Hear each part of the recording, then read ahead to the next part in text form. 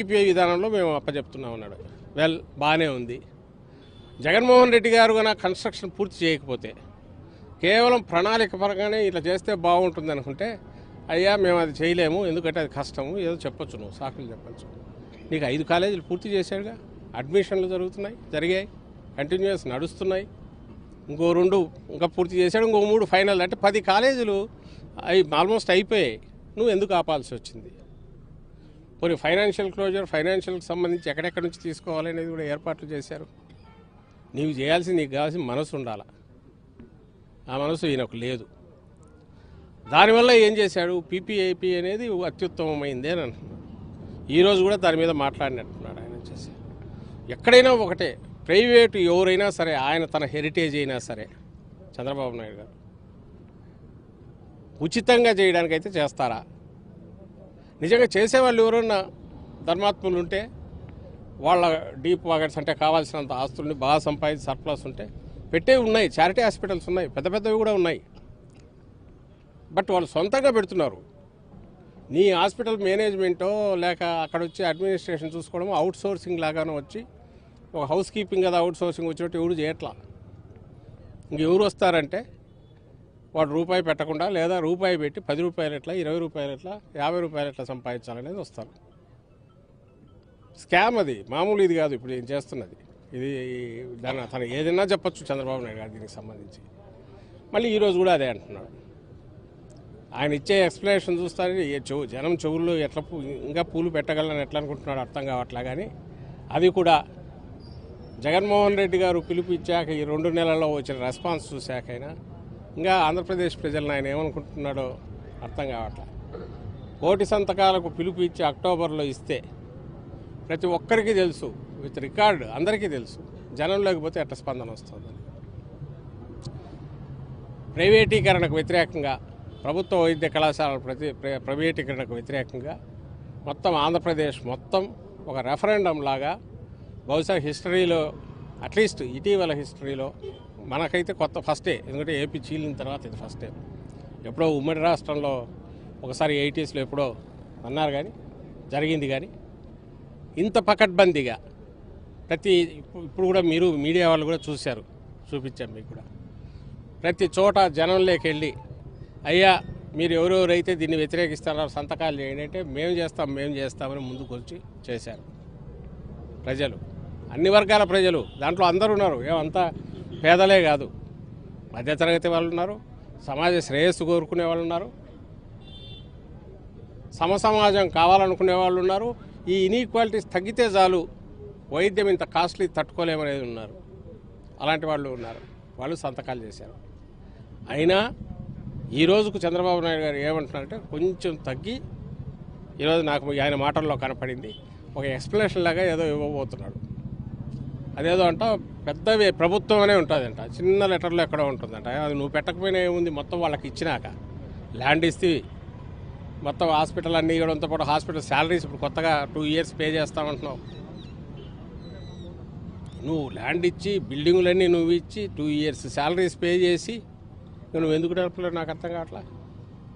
అంటే ఇప్పుడు ప్రభుత్వ కర్నూలు కానీ, తిరుపతిలో ఉన్నది కానీ, వైజాగ్లో ఉన్నది కానీ, ఎక్కడ ఉన్నాయి ఇవన్నీ నడవట్లేదా? ఎందుకు? జగన్మోహన్ రెడ్డి గారు వచ్చాక తిరుపతిలో స్టార్ట్ చేసిన చిన్నపిల్లల హార్ట్ సర్జరీస్కి సంబంధించి పెట్టిన సూపర్ స్పెషాలిటీ ఆసుపత్రి, అది నడవట్లేదా? ది బెస్ట్ సర్వీసెస్ ఎక్కడ ఉన్నాయంటే అక్కడ నుంచి వస్తున్నాయి. స్టూడెంట్స్ ఏ కాలేజీలను కోరుకుంటున్నారు? ఫస్ట్ ప్రిఫరెన్స్ గవర్నమెంట్ కాలేజీలు, మెడికల్ కాలేజీలు కోరుకుంటారు. ఎందుకు? అక్కడికి వచ్చే పేషెంట్లు కానీ, అక్కడ డెడికేటెడ్గా ఉండే సర్వీసెస్ కానీ వీళ్లకు అలాంటి మంచి శిక్షణ ఇస్తాయని ఆశతో చేరుతున్నారు ఫస్ట్ ప్రిఫరెన్స్. ఇది అందరికీ తెలుసు.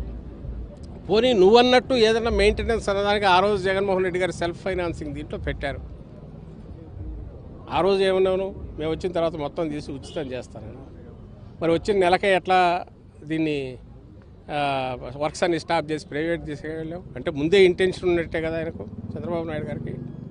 తాను ఒరిజినల్గా ప్రైవేటీకరణను అవసరం లేకపోయినా సరే సపోర్ట్ చేసి నెత్తిన పెట్టుకునే రాజకీయవాది, లేదా అలాంటి ఆలోచనలు కలిగిన వ్యక్తి. అది అన్నిట్లో కనపడుతుంది మనకు. ఫస్ట్లో ఎప్పుడో టూరిజమే బెస్ట్ ఈజమ్ అనడం, సిద్ధాంతాలు ఏమి ఉండవు, ₹4 ఎట్లా సంపాదించాలనేది, ఇలాంటివన్నీ ఫస్ట్ నుంచి బయట అప్పుడు క్రూడ్గా వచ్చేవి. ఇప్పుడు కొంచెం పాలిష్గా కొత్తగా నేర్చుకుంటున్న పడికట్టు పదాలతో ఎక్స్ప్లెయిన్ చేయాలని చూస్తుంటాడు. ఆ పీపీపీ అని, P4 అని, P3 అని, ఇలా రకరకాల మాటల్లో ఈరోజు దీన్ని ఇలా చేయబోతున్నాడు. మిగిలినవి నువ్వు చేస్తే అక్కడ స్కాము, బిజినెస్కు సంబంధించి నువ్వు ఏదో వెనక్కు ఎక్స్పెక్ట్ చేసి కిక్ బ్యాక్స్ కోసమో ఇంకోటి చేస్తున్నావు అనుకోవచ్చు. ఇదే ప్రజల ప్రాణాలకు సంబంధించింది.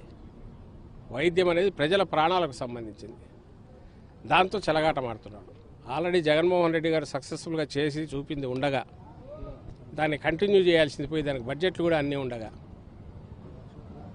ప్రజల ప్రాణాలతో చెలగాటమాడుతున్నాడు. మొత్తం ప్రైవేటీకరణని. ప్రభుత్వం దీంట్లో పెట్టిన కాలేజీల్లో సెల్ఫ్ ఫైనాన్సింగ్ అన్న దాని కమిట్మెంట్తో కట్టుబాటుతో అంతే ఉంటారు తప్ప ప్రైవేట్గా వాళ్ళకి అప్పచెప్తే అందరికీ తెలుసు. వాస్తవానికి తీసుకునేదానికి రికార్డులు లేకుండా మళ్ళీ ఫీజులు వసూలు చేయడమే అందరికీ తెలిసిందే. దాన్ని అందరూ చేస్తున్నారు. దాన్ని బలవుతున్నారు జనం కూడా, ఏమనలేరు.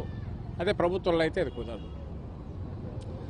వైద్య సేవలు ఉచితంగా వస్తాయి. ఈరోజు ఏమంటున్నాడు, 100% అవుట్ పేషెంట్ ఫ్రీ అంట, 70% ఇన్ పేషెంట్ దాంట్లో కూడా ఉచితం అంట. అసలు ఎవరికి చెప్తున్నావు ఇవి?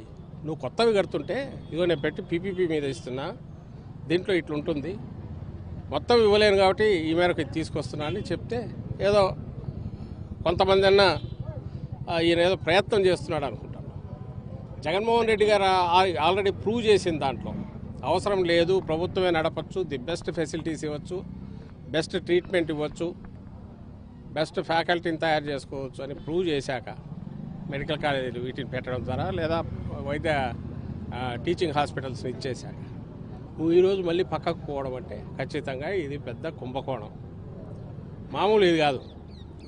రెండవ కుంభకోణం, శాలరీస్ 2 years పే చేస్తాను. అసలు నువ్వు నడపడానికి నువ్వు వదిలేయడం కాకుండా ఎదురు ఇచ్చి ఒక పక్క డబ్బులు లేవంటున్నావు. మళ్ళీ ఇప్పుడు ఈ 10 మెడికల్ కాలేజీలు అంటే సంవత్సరానికి 800 కోట్లు ఖర్చు అవుతుంది. కాలేజీకి 80 కోట్లు అనుకుంటే 800 కోట్లు 10 కాలేజీలకు సంవత్సరానికి. మరి 2 ఏళ్లకు నువ్వు ఇచ్చేది ఎంత? 1600 కోట్లు. మరి కాలేజీలు పూర్తి కావా? ఎందుకు చేయలేకపోతున్నావు? ఇవి లేకుండా నువ్వు కార్పొరేట్ వైద్యము, కాస్ట్లీ వైద్యం దాన్ని ఎట్లా కంట్రోల్ చేస్తావు? ఈరోజు ఒక ట్రీట్మెంట్ కొత్తది వచ్చిందంటే అది 1,00,000, 5 లక్షల, 10 లక్షల నాకు తెలియదు. వాళ్ళు ఎంత చెప్తే అంత నేను కట్టాలి. ఎందుకంటే మనకు ఐడియా ఉండదు. ఆ చెక్స్ అండ్ బ్యాలెన్సెస్లో ఆ చెక్ చేయగలిగిన సిస్టమ్ ఏదంటే ప్రభుత్వం వైద్య సేవలు. ఇంకా ఇక్కడ మొదలుపెట్టినా నాకు అనుమానం, ప్రైమరీ హెల్త్ కేర్కి పోతాడు, ఆల్రెడీ పోతున్నాడు. ఇంతకుముందు మెడాలో గిడాలో ఏదో పెట్టేసి ఒక్కొక్క సర్వీసెస్ అని చెప్పి హెల్త్ రిలేటెడ్ వైద్య సేవలన్నిటికీ ఛార్జీలు వసూలు చేశాడు. అయితే ఇప్పుడు కూడా మళ్ళీ పెట్టాడో పెడుతున్నాడో మరి తెలియదు. వస్తాయి, అవి వస్తాయి. పిహెచ్సీలు కూడా వీటికి అటాచ్డ్ అని చెప్తాడు. అంటే ఎంటైర్ వైద్యం దీనికి సంబంధించినంత వరకు ప్రైవేట్ చేతులేకపోతుంది. మన ఎకానమీలో ప్రైవేటు ఉండడం అనేది, వాళ్ళు బిజినెస్లు చేసుకోవడం అనేది అది part of our market economy. India accept చేసింది, దాన్ని ఎవరు కాదనట్లా.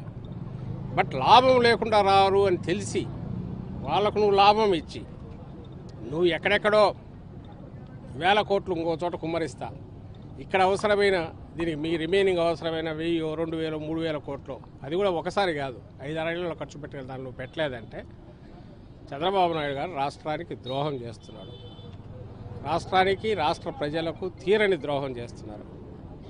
ఆయన సేవలు చేస్తాడు లేదు కాదు, సేవలు చేయనక్కర్లా, ద్రోహం చేయడం మాత్రం మహాపాపం. మనిషి అయినా కొంచెం భయము ఏదో ఒకటి ఉండాలి, ఒంట్లో భయం అన్నా ఉండాలా, అయ్యో నా వల్ల ఇంత నష్టం జరుగుతుంది అని ఉండాలా, పాప భీతి అయినా ఉండాలా. ఈ రెండు ఆయనకు ఉన్నట్లేవు. అందుకోసం ఈరోజుకి బుకాయిస్తున్నాడు.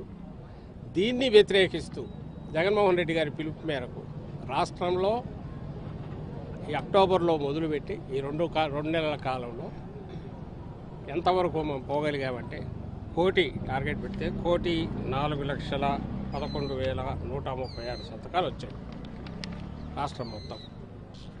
ఇది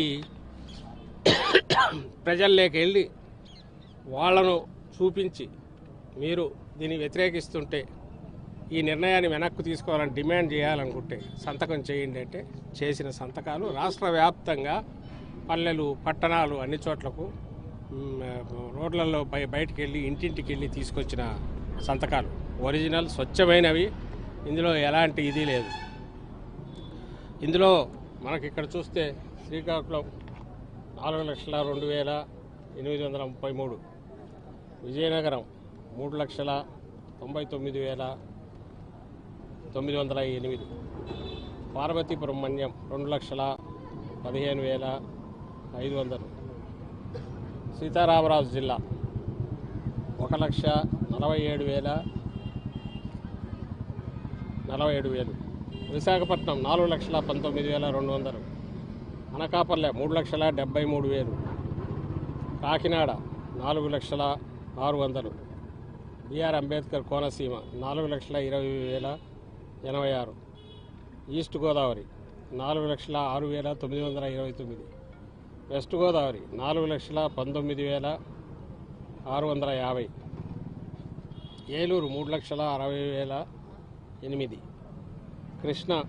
3,77,336, ఎన్టీఆర్ జిల్లా 4,31,217, గుంటూరు 4,78,059, పల్నాడు 4,31,802, బాపట్ల 3,73,199, ప్రకాశం 5,26,168, నెల్లూరు జిల్లా ఎస్పీఎస్ నెల్లూరు జిల్లా 6,30,040, కర్నూలు జిల్లా 3,98,277, నంద్యాల 4,05,500,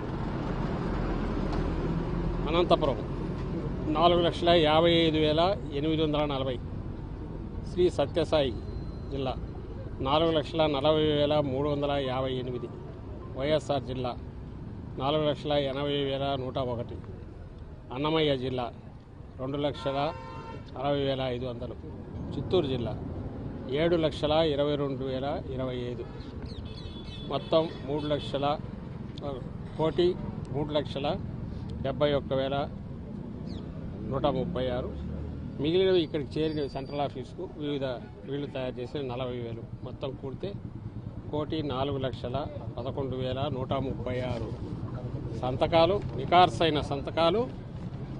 రాష్ట్రంలో మన చిత్తూరు జిల్లా హైయెస్ట్ వచ్చి మన ఈ రాష్ట్రంలో ప్రజాభిప్రాయ సేకరణలో ఇంత పక్కాగా బ్యాలెట్ బాక్సులు కదా పెట్టి తీసుకున్నట్టు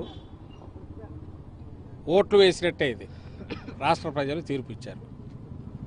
1,04,00,000 మంది పైగా అంటే 1,04,00,000 పైగా కుటుంబాలు, 1,60,00,000 పైగా ఉన్న కుటుంబాల్లో నాకు తెలిసి మన లెక్కల్లో ఆంధ్రప్రదేశ్ ప్రకారం హౌస్ హోల్డ్స్ ఉంటే అందులో 1,00,000 కుటుంబాలు, 1,04,00,000 కుటుంబాలు నువ్వు రిప్రజెంట్ చేస్తూ ప్రాతినిధ్యం వహిస్తున్న వాళ్ళు సంతకాలు చేసినట్టు నేను భావిస్తున్నాను.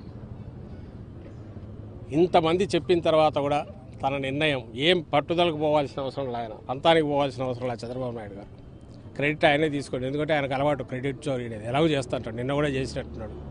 ఏది చేసినా ఇవన్నీ తీసుకెళ్ళి క్రెడిట్ తన ఖాతాలో వేస్తుంటాడు. లేదు జగన్మోహన్ రెడ్డి గారికి ఏదన్నా వస్తుంది అని అనుకుంటే, జగన్మోహన్ రెడ్డి గారు ఎప్పుడు అట్లా అనుకోలే.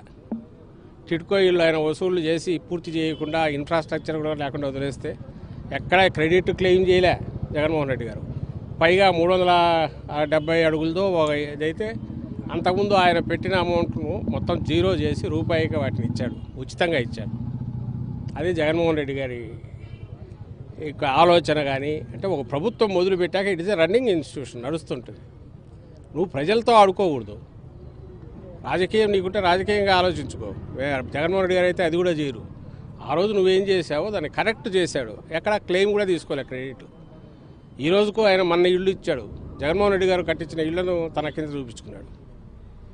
ఏమాత్రం అసలు ఇది లేకుండా, అంటే చిన్నపాటి జంకు లేకుండా క్లెయిమ్ పెట్టేసి ఇదిగో నే అన్నాడు. దాంట్లో క్లియర్గా ఎప్పుడు ఇల్లు ఇచ్చారు, ఎప్పుడు కట్టారని ఉన్నప్పటికీ అది మీడియాలో వస్తున్నప్పటికీ ఆ క్రెడిట్ తను తీసుకొని చంద్రబాబు నాయుడు ఈ మధ్య దాన్ని ఒక క్యాంపెయిన్ లాగా నడిపాడు, పండగలాగా చేసిన విషయం అందరికీ తెలిసింది. మరి ఈరోజు దీనికి కూడా చేసుకోవచ్చు, వద్దనలా. నేనే ఆసుపత్రులు కట్టాను, నేనే వైద్య కళాశాలలో ఆయన 5 మిగిలినవన్నీ నేను చేశానని క్రెడిట్ తీసుకుంటే తీసుకోవడం తప్పలేదు. కానీ ప్రజల ఉసురు ఇచ్చేసుకోవద్దు.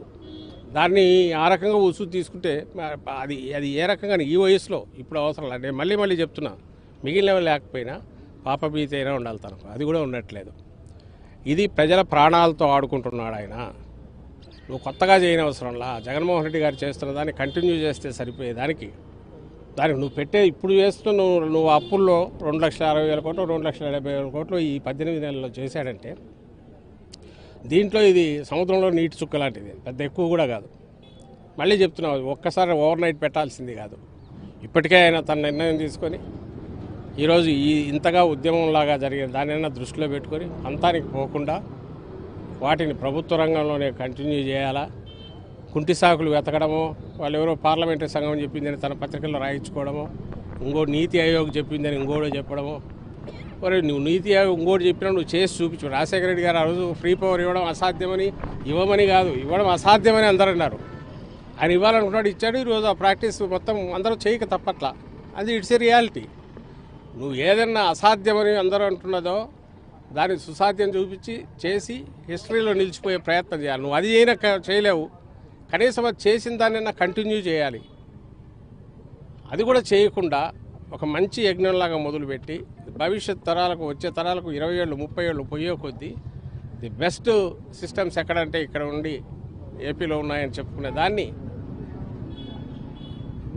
ప్రాణాన్ని తీసేసినట్టే. చేతులారా ఆయన చంపేస్తున్నాడు. అది మహాపాపం. అది రియలైజ్ కావాలని కోరుకుంటూ ఇప్పటికైనా దేవుడు ఆయనకు బుద్ధి ప్రసాదించి దీన్ని వెనక్కు తీసుకొని అవి పూర్తి చేయాలనేది మళ్ళీ ఒకసారి కోరుతున్నాం. ఇదే విషయమే రేపు జగన్మోహన్ రెడ్డి గారు గవర్నర్ గారికి రేపు వెళ్ళి రిప్రజెంటేషన్ ఇస్తారు.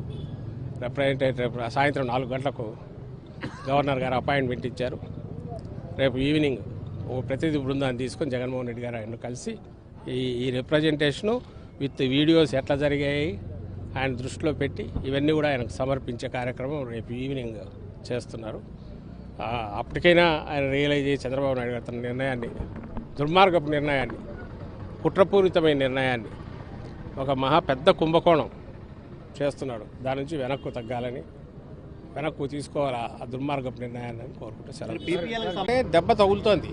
ఒకప్పుడు ఎప్పుడు రోడ్లు అనేటివి, ఇప్పుడు ఈ టోల్ గట్టి పెట్టి బాదుతున్న బాధుడు హైదరాబాద్ నుంచి ఇక్కడికి ఎంత అవుతుందబ్బా నాకు తెలియదు, ఎప్పుడు తెలియదు. కానీ 1000 రూపాయల పైన అవుతుంది అంట ఛార్జీ కంటే ఇది ఎక్కువ ఉంటుంది వచ్చేసి. మనం వీటి పెట్రోల్ ఎంత అవుతుందో దానికి దాదాపు అంత హాఫ్ అంతడో అవుతుంది అనుకుంటాను నాకు తెలిసి. ఇదంతా ఒకప్పుడు లేదే. వేరే లాజిక్ అక్కర్లా. ప్రైవేటు వ్యక్తులు కానీ, ఇన్స్టిట్యూషన్స్ కానీ, కంపెనీలు కానీ ప్రాఫిట్ లేకుండా వస్తారా? ప్రాఫిట్ లేకుండా వస్తే అది బిజినెస్ ఎందుకు వస్తుంది? ప్రైవేట్ అతను ఎందుకు వస్తాడు? రెండవది, దీంట్లో these are not the roads. ఇది దీనికి సంబంధించినంత వరకు ప్రజల ఆరోగ్యం సంబంధించి ప్రపంచంలో ఏ దేశమన్నా చూడండి, the best, the most developed country అయినా సరే గవర్నమెంట్ ఇది లేకుండా, ఆ చెక్ లేకుండా అయితే పూర్తి ప్రైవేటైజ్ ఎక్కడా చేయలే. ఇక్కడ గవర్నమెంట్ పెడుతున్నదాన్ని ఆయన వెనక్కు తీసుకుంటున్నాడు. ఇంతకంటే ఘోరం ఏముంటుంది? మరి ఎందుకు ఆ కంట్రీస్ అన్ని డెవలప్డ్ నేషన్స్ ఎందుకు? డెవలప్డ్ నేషన్స్ అంటే అక్కడ ప్రజల జీవన ప్రమాణాలు ఆల్రెడీ పెరిగినవి. మనం డెవలప్డ్ అనేసరికి కొంచెం ఈక్వాలిటీ అనేది మనకంటే ఎక్కువ ఉంటుంది. సో అంత పూర్తి సొసైటీ అంతా ఈక్వల్ కాకపోయినా అఫోర్డబిలిటీ అను, లేకపోతే పర్చేజింగ్ ఇది డబ్బులు పెట్టగలిగేది ఎక్కువ ఉంటుంది అనుకున్న చోట కూడా, ఎందుకంటే మెడికల్ సర్వీసెస్ ఒక ఫిక్స్డ్ రేట్తో ఉండేవి కాదు. కొత్త టెక్నాలజీస్ వస్తాయి, కొత్త ఇవన్నీ వచ్చినప్పుడు ఏమంటావు ఎగ్జార్బియంట్ వీటికి పోతే సొసైటీ భరించలేదు. ఈ రెండు బ్యాలెన్స్ చేయాలంటే గవర్నమెంట్ అక్కడ ఉంటేనే అది జరుగుతుంది.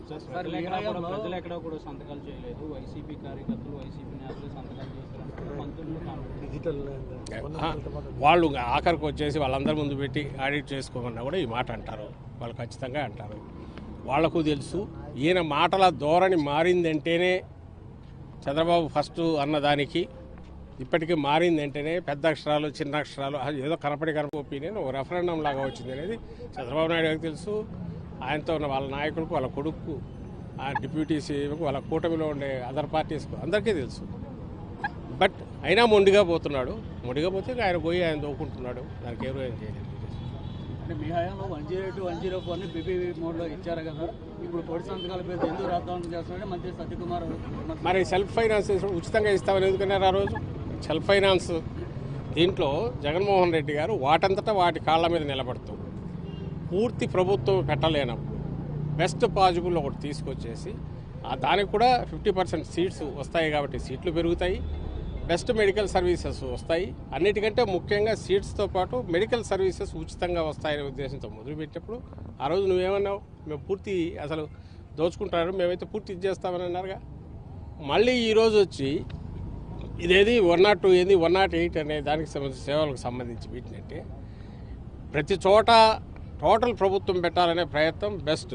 ఒకవేళ అది కానప్పుడు ఉన్నంతలో నెక్స్ట్ బెస్ట్ ఏంటి, ప్రభుత్వం కంట్రోల్లో ఉంచుకునే ఒక తప్పుడు మాటలు చెప్పి ఇంకో పక్క అది లేదా ఇది లేదా అంటే పిల్లల ఆర్గ్యుమెంట్లు ఉంటాయి చూడు. మనం ఆర్గ్యుమెంట్ ఏం చేయలేకపోతే మొండిగా వితండవాదం చేస్తుంటాం, అట్లుంటుంది అంతే. ఇంకో కామెంట్ కూడా చెప్పారు సార్, వైసీపీ హయాంలో 100 కోట్లు పెట్టి రీచ్ ఫండ్ భవనాలు కట్టారు, ఆ డబ్బులు ఏదో మెడికల్ కాలేజీలు పెడతారు, మెడికల్ కాలేజీలు పూర్తి ఉండే కదా. అది ఏదైనా అనొచ్చు, మేమనేది అట్లయితే నువ్వు అమరావతి 1000 కోట్లు పోస్తాడు. ఎత్తిపోతలకే ఈరోజు ఎవరో చూపించారు 460 కోట్లు అంట. అసలు అసలు అది వదిలే లైట్లకు 5 కోట్లు నిన్న పెట్టాడు ఆయన కరకట్ట దానికి. అవి లెక్కేస్తే నాకు తెలిసి ఈ చిన్న వాళ్ళది డిజైన్ ఇవ్వడానికి, సజెషన్స్ ఇవ్వడానికని 100 కోట్లు ఇస్తున్నాడు. సిటీ మాస్టర్ ప్లాన్ తయారు సలహాలు ఇవ్వడానికి, అంటే ఎట్లా చేయాలో సలహాలు ఇవ్వడానికి 100 కోట్లని ఇస్తున్నాడు. లైటింగ్ అని చెప్పి 10 కోట్లలో పెడుతున్నాడు. అట్లా వేసి అది నేను ఇంతకుముందు అనేది పిల్లల ఆర్గ్యుమెంట్ ఉంటాయి ఇట్లాంటివి చేసే. అసలు దీనికి నువ్వు ఇది ఒక ఇష్యూనే కాదు. ఆయన అనుకుంటే ఆయన చేసే వాటిలో ఏ దాంట్లో నుంచి అయినా కొంచెం డైవర్ట్ చేసినా అయిపోతుంది. అది కూడా అవసరం లేకుండా జగన్మోహన్ రెడ్డి గారు ఏర్పాటు చేశారు. నువ్వు లేవంటున్నప్పుడు నువ్వు ఆసుపత్రులకు శాలరీస్ ఎందుకు పే చేస్తున్నావు 2 years? అది స్కామ్ కాకపోతే ఏంది? నిజంగా నువ్వు ప్రైవేటైజ్ చేస్తున్నావు. నువ్వు వైబిలిటీ గ్యాప్ ఫండ్ అంటున్నాడు. ఇప్పుడు వైబిలిటీ గ్యాప్ ఫండ్ ఎప్పుడు వస్తుంది నీకు? నువ్వు ఆ ఏరియాలో ఎంటర్ కాలేని పరిస్థితి ఉంటాయి, అంటే నువ్వు ఒక బిజినెస్ లైన్లో కానీ చేయలేనప్పుడు దాన్ని అఫోర్డ్ చేసేవాళ్ళు. ఇప్పుడు విమానాలు ఏమో సామాన్యులు ఎవరు పోరు, మిడిల్ క్లాస్ వాళ్ళు ఎవరో పోరు. ఎవడో ఉండి వాడు పోవాలనుకొని అంత పే చేయాలనుకున్నప్పుడు అది ప్రపంచం అంతా అభివృద్ధి ఎందుకు అవుతుంది కాబట్టి వాళ్ళకు అవకాశం కల్పించాలన్నప్పుడు వైబిలిటీ గ్యాప్ ఫండ్ అంటున్నాడు. సో కొన్నాళ్ళు అయినాక మార్కెట్ అలవాటు పడుతుంది, ప్యాసింజర్స్ పెరిగితే అంతవరకు. ఇది పద్ధతులు వేసినాల్సి నువ్వు ప్రాణాలకు సంబంధించింది. ఇది దానేమో మనం చాయిస్ లేదు దీంట్లో. రోగం వస్తే చచ్చినట్టు ఎక్కడికో అందరం పోవాలా, ఎక్కడో ట్రీట్మెంట్ తీసుకోవాలా. 5 కోట్లు కాదు, ప్రపంచంలో ఉండి ఎవడైనా మనిషి అనేవాడు పుట్టిన తర్వాత జబ్బులు వస్తే పోవాలా. ఆ పోవాల్సిన దానికి నువ్వు ఏ రేటుతో ఏ కాస్ట్తో వైద్యం ఇవ్వగలుగుతున్నావు? ఇగో ఉచితంగా ఇవ్వగలము అంటే వద్దు, ఉచితంగా ఇవ్వడం తప్పు, డబ్బుకు చేయాలని ఇవ్వడం అంటే ఏమడాలో అర్థం కావట్లేదు. ఉచితంగా ఇవ్వడము, బెస్ట్ది ఇవ్వడము ఎట్లా అనేది ట్రై చేయాలా. అందులో ఈ 10 ఏళ్ళు ఇది కుదరదు, ఇది పెడదాము, నెక్స్ట్కు దానికి వెళ్దాం, రీచ్ అవుదాం ఓవర్ ది పీరియడ్ అని అనుకోవడం ఉంటారా? లేక దాన్ని అసలు గాలికి వదిలేసి జగన్మోహన్ రెడ్డి గారు ఆల్రెడీ పెట్టి చూపించిన తర్వాత కూడా ఎగ్జాంపుల్ సెట్ చేశాక కూడా ఇలాంటి ఆర్గ్యుమెంట్స్ చేస్తారా? ఏమన్నా అర్థం ఉందా దానికి?